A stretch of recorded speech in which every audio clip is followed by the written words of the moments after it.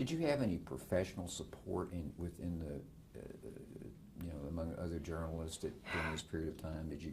I had no support. I had nothing but criticism from some very big journalists who then went in the next day and asked for raises and got them because it broke the money barrier.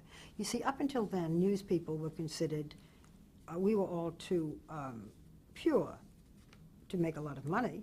The entertainment figures made huge amounts of money then. I remember Merv Griffin made like 6 times what I was making doing a syndicated show. And we didn't have agents because you weren't supposed to have agents. Now news people have agents and managers and so forth. And the fact that I was being paid that kind of lump sum, remember nobody wrote about the 4 specials. My first one was Barbra Streisand and John Peters and President-elect and Mrs. Jimmy Carter, and I was torn apart for doing that. And the specials continued for 26 years. So I had no support within the company. I had no support until really Rue Knowledge came in. Why were you torn apart over the specials?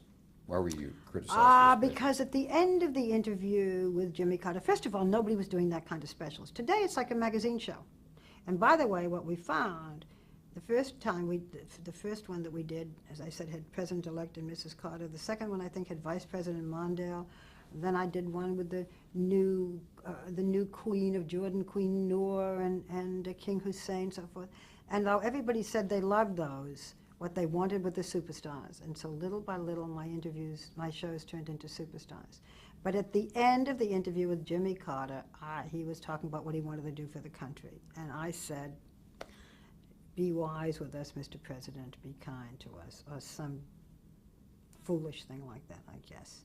And probably if Walter Cronkite had said, and maybe he wouldn't have, Mr. President, be wise with us and be kind to us, everybody would have said, oh, that's Walter, the great uncle. But with me, they said, that silly, I don't know what, there she goes again, doing another dumb thing. Well, at the same